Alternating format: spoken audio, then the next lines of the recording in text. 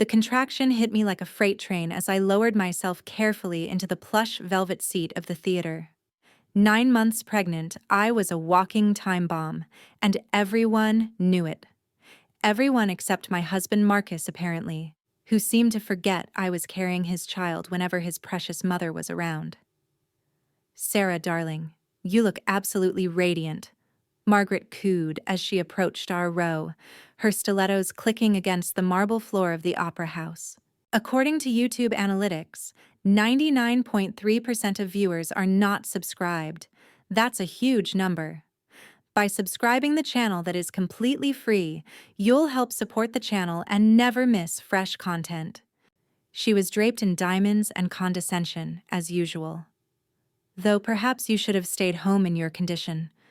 I forced a smile, my hand instinctively moving to my swollen belly. "The doctor said light activities are fine, Margaret. Besides, I've been looking forward to La Traviata for months." Marcus had promised me this night.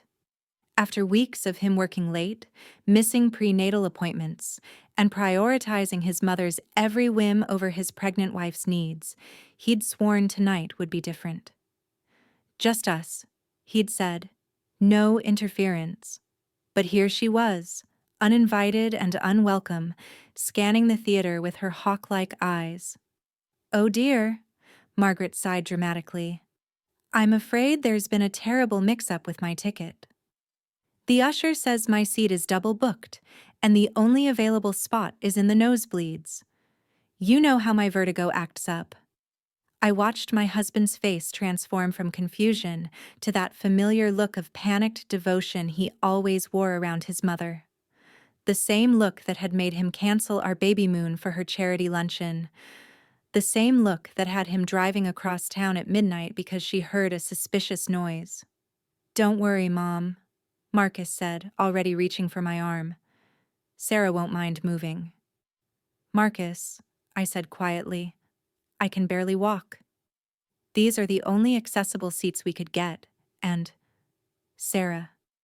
His grip tightened on my elbow, fingers digging into my skin. "Stand up." The words hung in the air like a slap. Around us, other patrons were settling into their seats, programs rustling, the orchestra beginning their warm-up.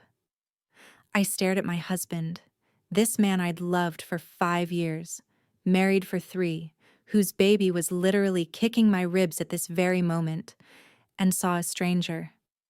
"I'm 9 months pregnant," I whispered, hoping he'd remember, hoping he'd see reason.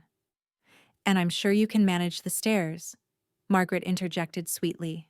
"You're young and healthy?" I, on the other hand, am 72 with a heart condition. A heart condition she'd conveniently developed whenever she needed sympathy, I noted silently. The same heart condition that hadn't prevented her from running a half-marathon last month. Marcus's grip became insistent. "Sarah, please. Just this once. Just this once." The phrase that had become the soundtrack of our marriage. "Just this once. Cancel dinner with your parents. Just this once. Let me handle the nursery decorating. Just this once. Let my mother plan the baby shower without your input." I looked around at the faces turned toward our small drama.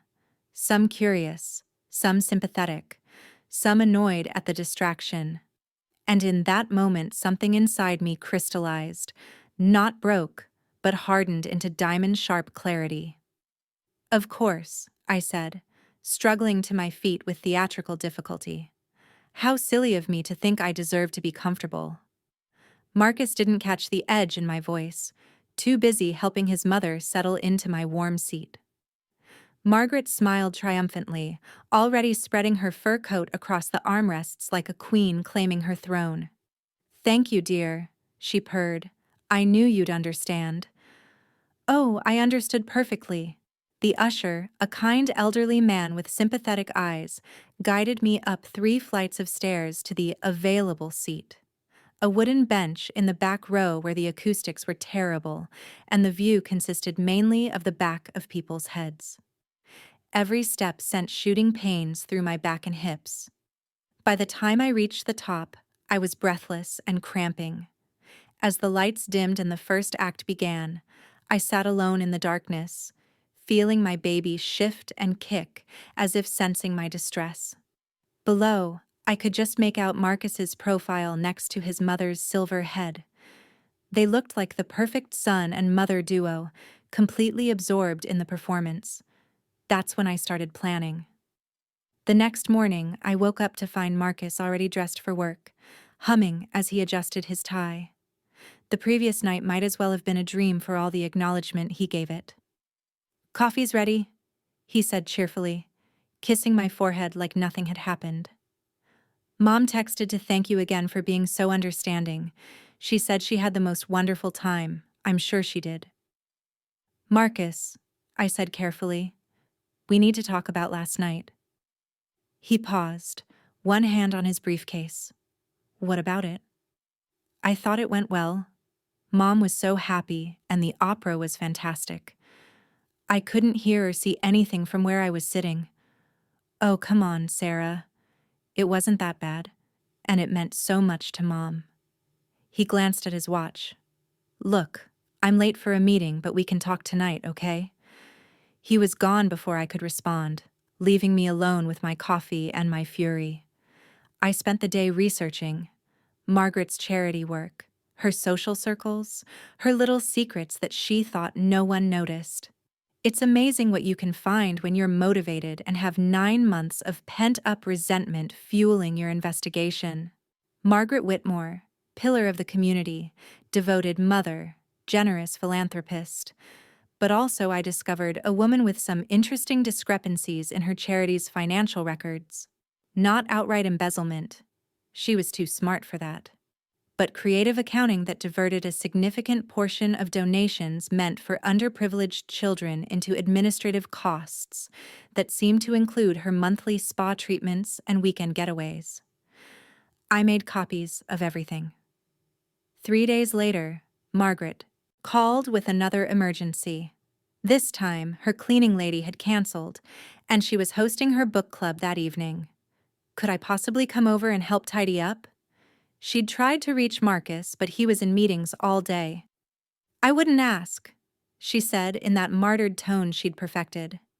"But you know how important these gatherings are for my social standing. And in my condition." Her condition. "Right. Of course, Margaret," I said sweetly. "I'll be right over." I arrived at her pristine house with my ammunition carefully organized in a manila folder. Margaret greeted me wearing a silk robe and full makeup. Clearly, she'd had time to prepare herself, just not her house. "Oh, you're such a treasure," she gushed, leading me to the kitchen where approximately 3 coffee cups and a plate sat in the sink. "I just don't have the energy anymore." Age, you know. I surveyed the mess that would take approximately 5 minutes to clean. "Margaret, before I start, I wanted to discuss something with you." "Of course, dear. What is it?" I opened the folder and spread the papers across her marble countertop like a poker player revealing a royal flush. Bank statements, expense reports, receipts, and a detailed breakdown of where the charity money actually went. Margaret's face went through a fascinating series of changes: confusion, recognition, fear, and finally, cold calculation. "What exactly are you implying, Sarah?" "I'm not implying anything. I'm stating facts." I pointed to a highlighted entry. $2,000 for office supplies that was actually a weekend at the Ritz-Carlton. $5,000 for program materials that paid for your new jewelry. Should I continue? She straightened, drawing herself up to her full height. "You have no idea what you're talking about. Running a charity requires certain networking expenses." "Does it require lying to donors?"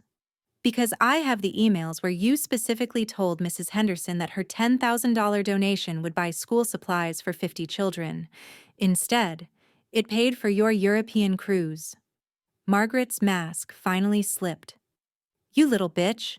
You think you can waltz in here with your pathetic attempts at detective work and threaten me? I've been handling difficult people since before you were born."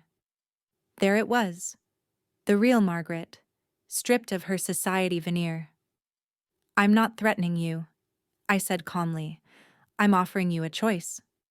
Which is, you can start treating me with respect, real respect, or I can forward these documents to the IRS, the State Attorney General, and every member of your precious social circle. Your choice."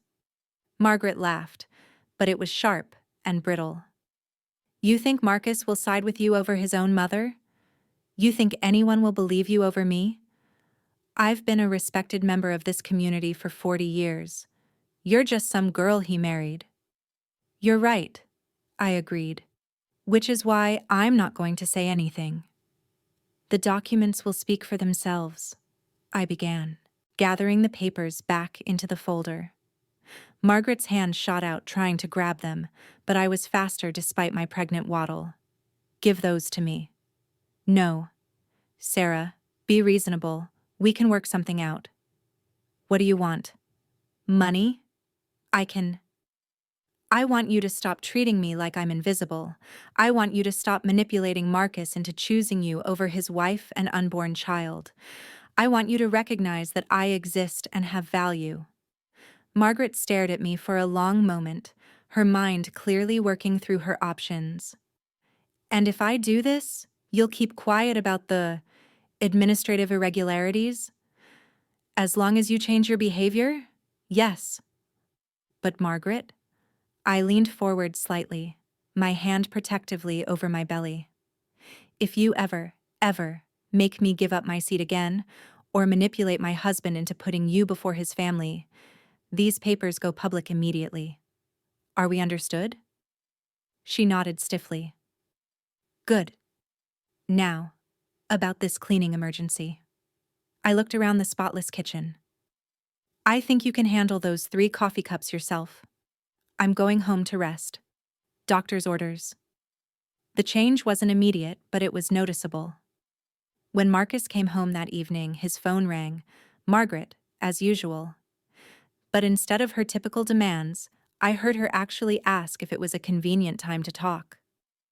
"Mom wants to know if we'd like to come to dinner Sunday," Marcus said after hanging up. "She said she understands if you're too tired and we could do it another time." I nearly choked on my tea. Margaret had never, in the 3 years I'd known her, suggested accommodating my schedule. "That's nice of her," I managed. Over the next 2 weeks, the transformation continued. Margaret started calling me directly instead of going through Marcus for everything. She asked about my doctor appointments. She even offered to help set up the nursery, suggesting we might have different but equally valid ideas about decorating. Marcus was bewildered but pleased. "I don't know what got into Mom," he told me one evening. "She's like a different person. More considerate, I guess."